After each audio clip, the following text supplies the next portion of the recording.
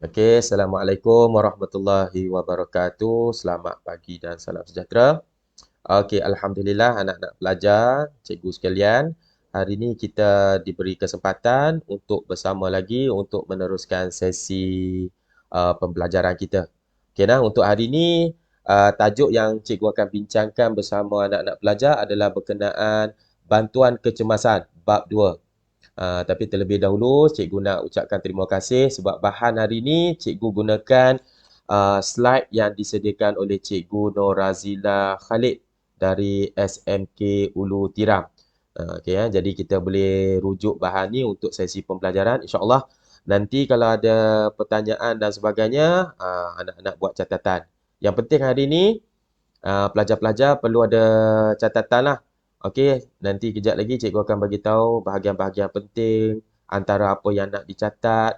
Okey, yang awak rasa, yang awak sendiri rasa penting awak nak catat, catat. Tak ada masalah. Okey, untuk nota kita nanti.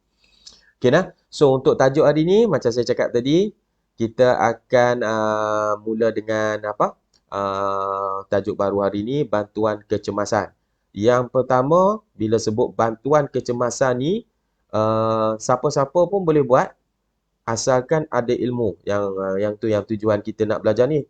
Yang pertamanya memanglah kita nak jawab peperiksaan SPM nanti. Tapi yang keduanya, antara yang penting juga, benda ni berlaku waktu kecemasan dan bila kita belajar, kita boleh aplikasikan, kita boleh guna. Okay, ya? Sebab kecemasan ni kita tak tahu bila dia akan berlaku dan bila masa kita perlukan ilmu ni untuk bantu orang. Jadi kalau kita ada tu, insya-Allah lah. Kalau tak dapat bantu banyak, bantu sikit pun boleh lah. Okay dah? So, untuk bantuan kecemasan yang pertama, sebenarnya dia ada dua, iaitu CPR dengan Heimlich Maneuver. Jadi, yang pertama ni kita fokus dulu kepada CPR. Selalunya memang singkatan yang kita bagi adalah CPR. Jadi, menjadi masalah kepada pelajar, CPR tu stand untuk apa? Stand for what? Okay, CPR tu sebenarnya singkatan dalam istilah bahasa English lah, English language. Iaitu C tu adalah untuk cardio. Cardio ejaan bahasa orang putih. P adalah pulmonary. Dan R itu, kita terus translate ke bahasa Melayu kita, resusitasi. Jadilah dia CPR. Cardiopulmonary resuscitation. Kalau English lah. Yang kita ni bahasa Melayu kita mulakan dengan resusitasi cardiopulmonary. Okey, boleh nak? Jadi bila kita faham perkataan ni, insya-Allah boleh ingat kot dalam peperiksaan nanti CPR tu nama penuhnya apa? Manalah tahu keluar dalam soalan peperiksaan dia tak sebut, dia tak tulis CPR, dia tulis nama penuh CP is stand for cardiopulmonary. Boleh nak? Okey. Seterusnya kita nak tahu, CPR ni digunakan, bantuan kecemasan CPR ni digunakan untuk kecemasan yang macam mana? Okey nah, kita tengok dekat sini. CPR adalah bantuan kecemasan yang melibatkan teknik tekanan di bahagian dada dan juga hembusan ke dalam mulut mangsa untuk mengembalikan degupan jantung dan pernafasannya. Jadi ada dua kat sini sebenarnya. Kita nak kembalikan degupan jantung mangsa dan juga nak cuba kembalikan pernafasannya. Bukan Tuhan kita ni. Kalau dia dah mati tu matilah. Tapi yang ni disebabkan oleh kecemasan yang berlaku. Mungkin dia ada masalah yang kita boleh cuba bantu. Cuba bantu. Kuasa Allah Subhanahu Taala juga yang nak hidup mati seseorang tu. Tapi yang ni mungkin sebab berlaku kes tertentu kita cuba. Boleh nak? Jadi ada dua kat sini. CPR selalunya orang faham duk ingat pernafasan saja, tapi tak nak, ada dua.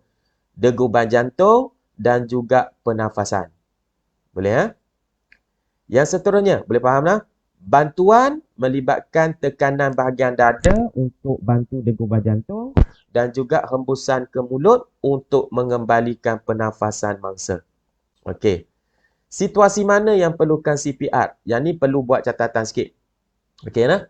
Bukan semua orang perlukan CPR. Kecemasan, tidak semua kecemasan perlukan CPR sebab nanti kita mungkin akan terkeliru dengan situasi mangsa yang memerlukan bantuan Heimlich Maneuver. Okey, tu tercekik nanti.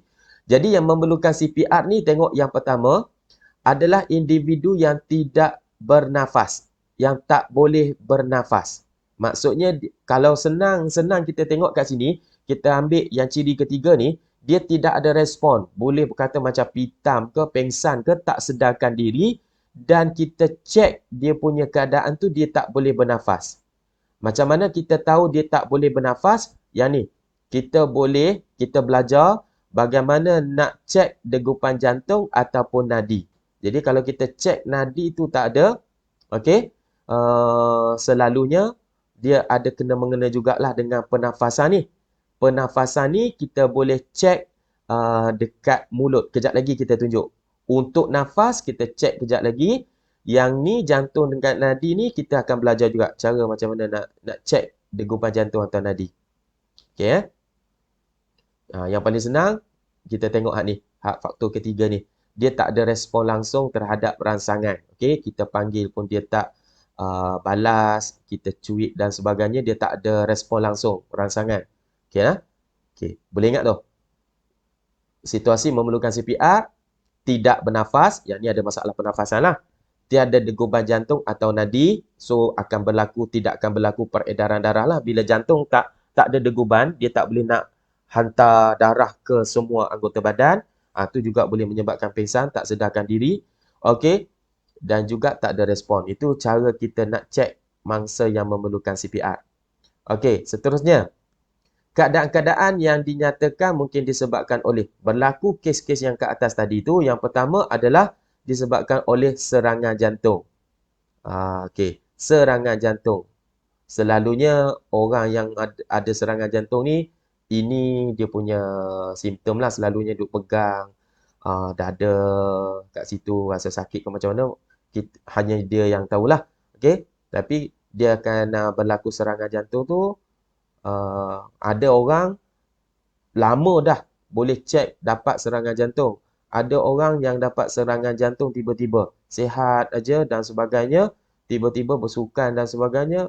Kena heart attack, mati, meninggal. Okey? Ketentuan Allah semua ni. Okey, serangan jantung lah yang pertama. Yang kedua, tidak sedarkan diri, semua pengsan sebagainya tu adalah disebabkan oleh renjatan elektrik. Okey renjatan elektrik ni selalunya yang kuat lah. Kalau setakat terkena renjatan daripada bateri yang biasa-biasa tu tak ada masalah. Boleh rasa lah dia punya shock elektrik tu. Tapi tak adalah kuat sampai pingsan selalunya. Kita mungkin boleh rasa. Tapi hak ni kalau daripada sistem elektrik yang kat rumah semua sebagainya ni yang kuat ni, okey, yang ni agak berbahaya. Jadi sambil-sambil kita belajar sebab berlakunya keadaan kecemasan ni, serangan jantung dan sebagainya ni, kita pun ambil iktibar lah. Serangan jantung tu jagalah kesihatan. Renjatan elektrik jagalah keselamatan juga. Keselamatan di rumah tu, alat-alat elektrik dan sebagainya tu. Okey. Yang seterusnya, berlaku keadaan di mana apabila ada seseorang ataupun individu tersebut lemas. Okay, bila lemas, tak ada orang boleh bernafas. Dalam air, dia boleh tahan nafas je. Tapi lemas boleh menyebabkan seseorang tu tidak sedarkan diri. Jadi, kes-kes ini kita akan bantu melalui CPR. Dan yang seterusnya adalah disebabkan oleh panahan peti. Lebih kurang macam kena renjatan elektrik lah. Tapi ini yang daripada alam semula jadi punya fenomena. Panahan peti. Okay, setakat ni saya pun tak pernah kena lagi. Kalau hak renjatan elektrik yang kecil-kecil tu pernah lah rasa. Zaman budak-budak, kanak-kanak. Okay, masih lagi nakal-nakal sikit tu. Ada pernah terkena tapi jangan cari penyakit lah. Kalau boleh jangan, yang ada ni yang belum pernah kena tak payah cari penyakit. Okey, kena panahan peti. Boleh Kaedah CPR. Ini antara yang penting. Bagaimana kita nak bantu menggunakan kaedah CPR. Macam saya sebut tadi, CPR ni ada dua, iaitu nak bantu degupan jantung mangsa dan juga pernafasan. Jadi yang pertama ni kalau kita tengok kat gambar ni pun nampak senang. Nampak macam senang. Letak je tangan dekat atas dada mangsa dan kita tekan. Tetapi postur badan ni pun sebenarnya ada syarat dia. Tekanan nak tekan berapa kuat nak tekan, berapa kali nak tekan ni pun ada syarat dia. Jadi bukan sebarang-sebarang kita boleh buat lah. Jadi kalau tak ada ilmu lebih baik jangan buat. Nanti kan tak pasal-pasal daripada mangsa hanya sekadar pengsan, mati. Yang tu teruk lah. Okey dah. Jadi CPR ni sebenarnya kaedah yang mana kita tak perlukan peralatan yang lain lah. Kita hanya menggunakan anggota badan kita sendiri saja. Jadi kita boleh bantu bila tu? Jika tiada ataupun belum lagi sampai bantuan daripada paramedik. Okey nah? Paramedik, insya-Allah lah mereka dah kerja sebagai paramedik, mereka dalam bidang tu tahulah macam mana nak buat. Jadi kalau ini kesnya kalau tak ada paramedik, tak ada orang yang betul-betul expert dalam bidang ni dan kita ada belajar sikit masa sekolah macam ni, jadi kita boleh gunakan untuk bantu. Okey. Kalau tengok dekat sini, kena check betul-betul supaya ni tekan tak kena gaya, tulang rusuk mangsa boleh patah ataupun kita duk hembus udara masuk ke mulut mangsa tapi tidak sampai ke peparunya. Jadi rugi saja kat situ. Okey, hak paling teruk ni lah tulang rusuk mangsa patah daripada tak sedarkan diri sebab lemas saja dan sebagainya, dah jadi kes lain, patah. Okey nah. Jadi perkara pertama yang kita perlu buat untuk bantu mangsa, yang pertama check dulu. Check dulu, semak dulu respon mangsa. Sebab kadang-kadang mangsa ni mungkin terkejut aja. Dia terkejut, dia boleh bernafas, tak ada masalah, degupan jantung semua okey, cuma dia duduk diam macam apa? Dia terkejut dia. Okey? Kalau awak biasa tengok orang aksiden, lepas ada aksiden tu dia jadi macam tak tahu apa. Dia jadi macam, nak kata mamai tu tidaklah, tapi dia jadi macam terkejut dia tu, dia macam tak tahu apa yang berlaku dekat sekeliling. Dia tengok aja. Kalau macam tu maksudnya dia sedar kalau orang panggil nama dia, dia boleh menyahut. Yang tu okey, tak ada masalah. Jadi kita ambil dulu periksa respon mangsa. Jadi kalau mangsa bagi respon, tak payahlah. Tak payah buat. Okey ya. Okey, yang kedua, jika mangsa tidak memberikan respon, maksudnya mungkin ada masalah dekat saluran pernafasan ataupun degupan jantung. Jadi yang pertama kita cek dulu saluran pernafasan dengan cara, kan alat macam doktor punya tu tak ada. Jadi macam mana kita nak cek? Kita orang biasa di tempat yang berlaku kecemasan. Jadi ini cara yang kita boleh gunakan. Pertama, kita dongakkan kepala mangsa sikit dan angkat dagu dia. Okey, dan kemudiannya kita dekatkan telinga ataupun bahagian pipi dekat saluran pernafasan mangsa ni, dekat mulut ataupun hidung ni. Okey nah. Jadi kalaulah mangsa tu masih boleh bernafas, berlaku hembusan nafas dan sebagainya, telinga kita boleh dengar dan dekat kulit kita, dekat pipi ni pun dia agak rasa sensitif, dia rasa hembusan udara yang agak suam-suam panas tu kita boleh rasa. Tapi yang penting kita boleh dengar ni. Okey? Hembusan nafas yang keluar dari mulut atau hidung mangsa. Dan satu lagi kalau awak perasan tengok mata ni, mata kita jangan pandang ke bahagian kepala ke sana mangsa. Mata kita halakan ke bahagian dada mangsa. Kenapa? Sebab kita boleh tengok kalaulah berlaku pernafasan, hembusan ataupun ambil nafas tu, boleh try sendiri.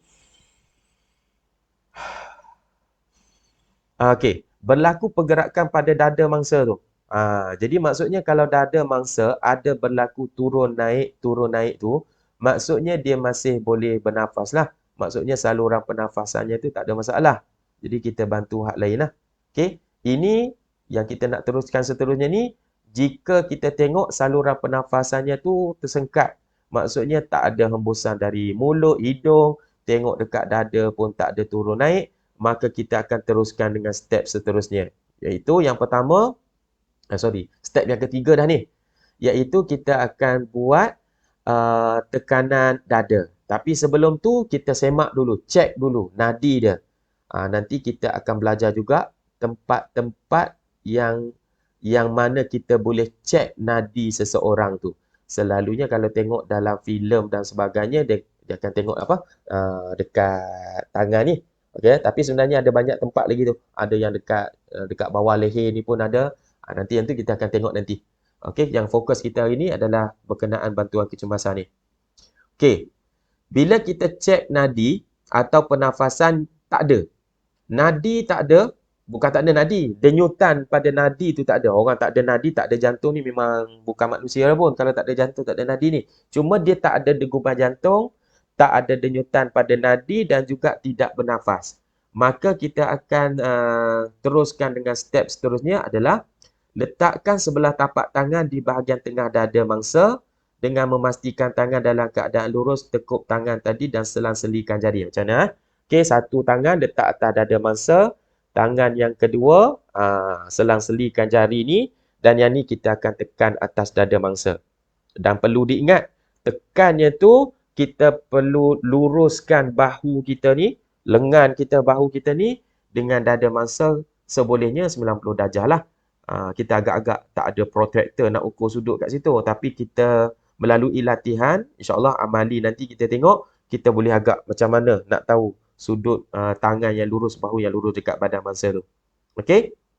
Tekan. Nak tekan banyak mana? Tekan sampai patah ke macam mana? Oh, bukan. Okey, Jadi kita nak tekan dada mangsa ni lebih kurang 5 cm dan tidak lebih daripada 6 cm. Nak letak pembaris ke? Bukan, tak ada. Yang ni juga adalah daripada latihan. Kita agak-agak sendiri. Cuma nak jawab dalam peperiksaan nanti 5 cm ke 6 cm lah. Jawab peperiksaan. Tapi bila realiti, praktikal, kita tak ada masa nak ukur tekanan kita tu 5 ke 6. Kita perlu agak sendiri. Bila kita dah mahir, insyaAllah kita dah boleh agak. Okey nah? Okey. Jadi 5 ke 6 cm. Lepas tu tekan terus ke? Tak. Kita kena lepaskan juga. Okey. Lepaskan tekanan dengan tangan masih pada dada mangsa. Dan bagi masa untuk dada mangsa kembang semula sebelum tekanan seterusnya dilakukan.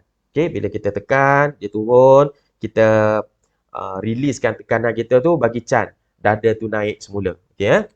Tekanan nak lakukan banyak mana? Berapa kali nak buat?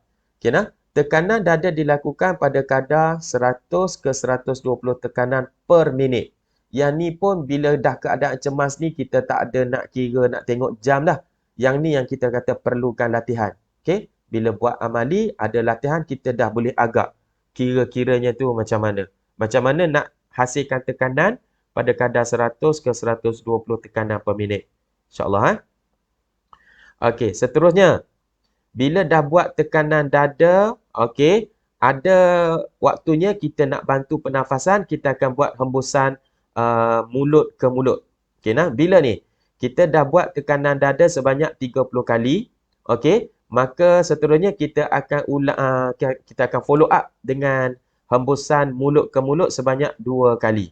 Dan kita ulang lah sampailah bantuan paramedik sebenar tiba ataupun ambulans tiba untuk ambil mangsa bawa pergi hospital ataupun apa-apa yang patutlah yang patut dibuat oleh paramedik. Boleh nah? Tapi kita buat ni sampai kalau mangsa dah sedar, okey, boleh berhenti. Jangan dia dah sedar nak pergi hembus lagi dalam mulut itu, muntah nanti. Okey? Jadi kita buat berulang kali sampai bantuan kecemasan daripada medik tiba. Okey? Okey, hembusan udara. Ini pun perlu tahu juga ni. Kita nak hembus banyak mana udara ke dalam mulut mangsa. Yang ni kita cuma hembus lebih kurang 1 saat saja. Dan tiap kali lepas hembus, ni kita boleh tengok respon mangsa. Kita dekatkan kembali telinga dekat mulut dan tengok dada ni. Bila kita dah buat bantuan tu, berlaku tak turun naik dada ataupun rasa tak pernafasan mangsa tu. Kalau tak berlaku, maka kita akan ulang lah. Ulang tekanan dada 30 kali lebih kurang dan juga 2 kali hembusan mulut ke mulut. Okeylah? Okey. Penting ke CPR ni? Memang penting. Penting sebab apa? Untuk memulihkan sistem peredaran darah mangsa. Ni yang penting ni. Boleh buat catatan ni. Memulihkan sistem peredaran darah mangsa. Waktu bila tu tadi? Kita tekan dada tadi. Dan juga membekalkan oksigen ke dalam badan mangsa. Bila ni? Ni masa kita buat hembusan mulut ke mulut. Jadi bila saluran darah dah okey, mangsa dah boleh bernafas, oksigen sampai, insya-Allah lah kembali okey. Tapi sepatutnya seeloknya masih buat rawatan susulan lah dekat pusat kesihatan, klinik ke hospital. Okey. Yang ini tujuannya nah. Ni diterangkan apa pentingnya tekanan dada ni. Tekanan dada untuk menghasilkan peredaran darah. Okey, secara buatan. Maksudnya kita yang bantu tekan dada, jantung nak pam jantung tu. Okey. Kalau ada ilmu boleh seluk masuk tu, lain cerita. Tapi ilmu lain lah tu, bukan ilmu sains kita ni. Setakat ni sains, kalau kita nak pam jantung tu, kita boleh tekan saja bahagian dekat dada tu. Okey. Yang ini penting untuk meneruskan aliran darah ke dalam badan mangsa, terutamanya ke otak lah. Sebab darah membawa oksigen, oksigen diangkut ke dalam badan, dalam sistem badan tu melalui edaran darah. Jadi yang paling penting dia dah sampai ke otak tu. Jadi otak tu dapat oksigen. Okey. Hembusan mulut ke mulut membolehkan mangsa menerima oksigen ke dalam peparunya. Okey. Masuk dalam peparu, oksigen, transfer ke dalam darah, kita bantu pula pam dia punya jantung, tekanan dada, oksigen boleh diedarkan ke seluruh badan, insya-Allah lah. Moga-moga selamat. Okey. Oksigen akan diangkut ke otak dan seluruh badan mangsa. Kerosakan otak boleh berlaku jika oksigen tidak sampai ke otak dalam tempoh tertentu. Ni yang penting tu. Sebab tu kita pun kalau nak buat bantuan CPR ni, kita baringkan mangsa. Kita tak dirikan mangsa. Sebab apa? Bila dalam keadaan baring ni, okey, edaran darahnya tu lebih mudah, lebih cepat sampai ke kepala. Okey? Satu level sahaja. InsyaAllah. Okey? Pernah tengok orang buat bantuan CPR dalam keadaan berdiri? Memang tak ada. Okey nah? Jadi untuk nak dapatkan nota ni, okey, awak boleh pause sekejap video ni, tekan pause tu. Dan lepas tu salin ke, awak nak screenshot ke, terpulang. Okey, lepas tu kita sambung balik. Okey, boleh pause. Pause tu tak tu? Okey. Jadi saya harap awak dah buat lah apa yang saya minta tadi. Okey. Seterusnya kita akan pergi kepada bantuan kecemasan yang kedua. Boleh Masih boleh ikut Ke nak kena ulang balik daripada atas sana tu tadi. Okey. Yang mula dengan apa itu CPR, ingat Kardiopulmonary resusitasi. Okey resusitasi kardiopulmonary. Okey situasi memerlukan CPR. Okey, iaitu serangan jantung, renjatan elektrik, lemas, panahan petir. Okey. So tadi kita dah tengok secara teori sedikit kaedah untuk CPR, okey, menggunakan tangan, postur badan, bahu kita dan sebagainya. Okey, langkah-langkah yang kita perlukan bila nak buat CPR. Okey. Dan sampai akhirnya. So insya-Allah nanti kita akan sambung kelas face to face dengan amalilah macam mana kita nak buat secara sebenar-benarnya. Okey, so kita akan pergi kepada kaedah bantuan kecemasan yang kedua, Heimlich maneuver. Okey risau sekarang ni nak sebut ni. Salah pronunciation pun takut ni, tapi insya-Allah lah. Awak jangan risau, sebut aja. Insya-Allah cikgu faham. Yang pentingnya masa peperiksaan awak eja, awak tulis tu betul. Okey setakat ni ujian lisan untuk sains ni tak ada, jadi tak ada masalah. Jadi Heimlich maneuver. Tu saya sebut. Kalau salah tu, kalau ada orang yang boleh betulkan tu, insya-Allah minta betulkan. Kalau salah lah. Kalau dah betul tu, alhamdulillah. Okey Heimlich maneuver. Yang pertama, apa itu Heimlich maneuver? Heimlich maneuver adalah bantuan kecemasan. Kaedah bantuan kecemasan. Untuk kecemasan yang macam mana? Kecemasan apabila seseorang individu tercekik. Selalunya bila sebut tercekik ni merujuk kepada tercekik makanan lah. Okey, makanan yang mana makanan tersebut dia menyekat saluran pernafasan. Okey kalau tersekat saluran pernafasan, itu yang kita panggil tercekik. Kalau dia masuk dalam saluran untuk jatuh ke perut, yang tu tak ada masalah lah. Yang tu mungkin tak ada masalah. Yang ni tersekat saluran pernafasan. Yang berlaku kadang-kadang bukan sahaja makanan. Benda asing ni kalau merujuk kes yang berlaku selalunya pada bayi ataupun kanak-kanak yang baru merangkak ataupun berjalan dekat rumah, kalau kita tak jaga kebersihan tu, mungkin dia ada jumpa benda-benda yang budak-budak ni semua benda dia nak masuk dalam mulut.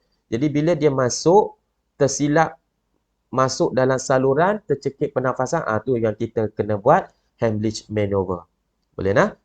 Tercekik ialah saluran pernafasan tersekat. Mati ke?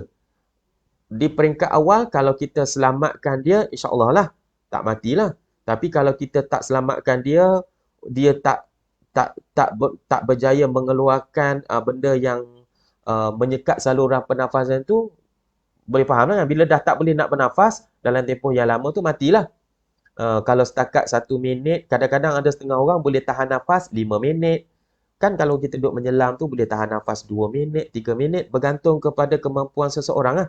Jadi kalau dalam masa tempoh yang dia boleh tahan nafas tu, kalau dia boleh mengeluarkan benda yang tercekik tu, insya-Allah selamat. Tapi kalau dah setengah jam, duk tahan nafas setengah jam, tak pasti ya, ada kau orang mampu tahan nafas setengah jam, tercekik, masih tak boleh bernafas. Memang inna lillahi wa inna ilaihi raji'un. Okey. Jadi kita nak bantu. Macam mana? Ni dia ada sedikit kisah macam mana boleh keluar nama Heimlich maneuver ni. Okey nah, yang ni tak perlu hafal pun muka wajah yang ni, tapi kalau ingat tu tak ada masalah. Okey nah. Orang yang memperkenalkan teknik Heimlich maneuver ni. Okey nah. Okey, terima kasih jugalah kat dia. Ada juga sumbangan. Okey. Jadi macam mana nak buat Heimlich maneuver? Pertama kita kena kenal pasti situasi mangsa yang memerlukan kaedah Heimlich maneuver. Jangan macam kes tadi hak lemas tapi kita buat Heimlich maneuver, tak kena lah. Sebab itu kes kecemasan yang lain. Yang ini kes kecemasan yang lain. Jadi antara tanda-tanda mangsa memerlukan kaedah Heimlich maneuver ni, yang pertama, dia memegang leher dengan kedua-dua tangan. Dah tak boleh bernafas, kadang-kadang tak boleh bercakap, dia bukan berlagak tak nak minta tolong, tapi antara benda yang dia boleh buat adalah pegang leher lah. Antara tanda-tanda. Duk pegang leher, muka dah nak jadi biru dah tak boleh bernafas, tu tanda dia. So kita kena alert lah. Okey. Kedua, tidak boleh bercakap atau batuk. Okey nah. Dia cuba nak batuk tapi tak boleh. Batuk ni kadang-kadang kan ada setengah-setengah orang bila batuk keluar kahak. Batuk keluar sesuatu daripada mulut. Tu antara kelebihan batuk juga ni. Tapi bila dia dah tak boleh batuk, bercakap pun tak boleh, okey? Maksudnya dia dah tak boleh nak minta tolong, kita yang kena alert bahawa seseorang itu memerlukan bantuan. Okey nah? Yang ketiga, kulit, bibir, kuku kelihatan kebiruan dan kehitaman. Okey nah? Dah tak boleh bernafas ni, dah oksigen tak sampai semua tu. Okey, awak pun boleh juga kalau nak test, nak tengok betapa biru bibir, kuku, mulut ni, duduk depan cermin, cuba tahan nafas. Tahan nafas, berapa lama boleh try? Nak try? Nanti buat sendiri tu. Okey, duduk depan cermin, tengok. Tahan nafas selama yang boleh, lepas tu tengok wajah masing-masing. Rasanya tak segak dah kot. Okey, dan yang keempat, kita tengok simptom dia adalah mengalami sukar untuk bernafas. Okey nah. Okey. Jadi harapnya kita boleh ingat ni. Okey nah, catatan ni. 1 2 3 4. Tanda-tanda mereka yang memerlukan bantuan Heimlich maneuver. Okey. Seterusnya, kita akan tengok situasi mangsa yang memerlukan kaedah Heimlich maneuver. Ni yang tadilah ni. Memegang leher dengan kedua-dua tangan. Okey. Yang ni tidak boleh bercakap atau batuk. Okey. Memerlukan ni kulit bibir, kuku dah jadi biru hitam dan juga sukar bernafas. Okey. Kita tengok macam mana seseorang boleh tercekik. Macam mana seseorang boleh tercekik. Ini. Ni yang saya sebut tadi tu. Kadang-kadang dia tercekik makanan. Bila makan, makanan akan masuk ke saluran pernafasan. Okey nah, sepatutnya bila makan, makanan masuk ke dalam salur makanan yang nak jatuh ke perut. Tetapi bila makanan masuk ke dalam saluran pernafasan, maka dia akan berlaku tersekat pernafasan tersebut. Ni semua orang ada ni. Menelan makanan, epiglottis akan terlipat dan menutup saluran pernafasan. Okey? Menutup saluran pernafasan. Itu yang jadi tu. Okey? Kalau ikutkan sepatutnya makanan bergerak ke dalam esofagus menuju ke perut, tetapi masuk ke dalam salur pernafasan, iaitu menuju ke paru-paru. Tapi dia memang tak boleh masuk lah. Itu yang jadi tercekik tu. Okey. Boleh? Seterusnya, jadi kita tengok kepentingan Heimlich maneuver. Okey. Salur pernafasan ni memang penting sebab bila kita bernafas, kita akan dapat oksigen. Oksigen sampai kepada paru-paru, berpindah ke dalam saluran darah. Bila sampai ke saluran darah, jantung akan mengepam darah yang ada oksigen itu sampai ke seluruh badan kita, termasuklah otak yang saya sebut tadi tu, untuk terus hiduplah. Jadi oksigen memang penting. Jadi saluran pernafasan ni memang penting untuk sistem pernafasan, oksigen nak bawa oksigen ke seluruh badan. Jadi jika tercekik, tersumbat, menghalang oksigen ke paru-paru, maka oksigen tak cukup, memang tak boleh hidup lah. Ni ada catatan ni. Jika lambat, mungkin akan mengalami kerosakan otak ataupun menyebabkan kematian. Boleh ya? Kita tengok sikit bagaimana cara. Yang ni secara gambar rajah. InsyaAllah nanti kat sekolah kita buat cari pasangan lah. Hak lelaki dengan lelaki, perempuan dengan perempuan lah. Macam mana nak buat. Okey ya? Jadi perlu dipelajari juga. Jangan sebarang tekan. Jangan sebarang buat. Okey? Kita takut nanti lain jadinya.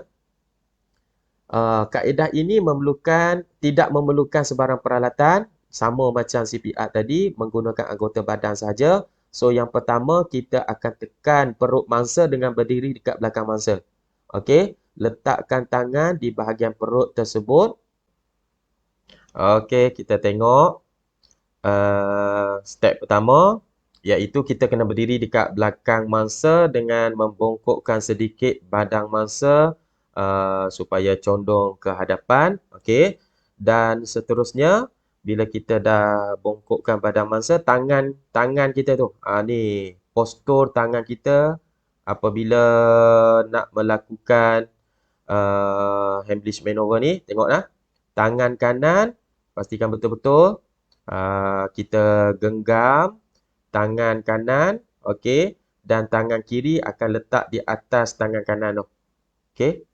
Kelilingkan tangan dari belakang mangsa dan genggamkan tangan kanan. Okey nah. Genggam. Kemudian kita letakkan pada bahagian perut mangsa. Ni posturnya saja. Boleh tengok. Okey. Letak dekat perut mangsa. Tekan dan sentak ke atas dengan kuat dan cepat. Maksudnya kita bagi pressure dengan cepatlah. Okey nah. Tekanan yang diberikan akan menambahkan tekanan dalam paru-paru. Okey nah. Letak kat sini. Okey, tangan ni kat dalam ni dan tolak dengan cepat lah. Okey, tolak dengan cepat. Okey, nanti kita buat. Okey. Tekanan yang diberikan akan menambahkan tekanan dalam paru-paru. Okey, kita nak bagi paru-paru tu tertekan, maka dia akan tolak macam seolah-olah tolak udara daripada dalam tu, tolak balik benda yang menyekat saluran pernafasan tu keluar daripada mulut kembali. Itu je. Buatlah berulang-ulang kali sampai benda yang tercekik tu keluar. Okey nah. Untuk gambar yang seterusnya ni kita tengok, yang ni kalau dah tak ada sesiapa, kalau terjadi pada kita sendirilah. Masing-masing terjadi. Tu yang kata penting kita pelajari kaedah ni. Apabila kita sendiri-sendiri saja, tak ada orang yang boleh bantu, okey, kita boleh cuba buat Heimlich maneuver menggunakan kaedah ni sendiri. Okey nah? Letak tangan sama macam tadi, cuma kita gunakan objek. Selalunya lebih mudah kerusi lah untuk kita buat tekanan.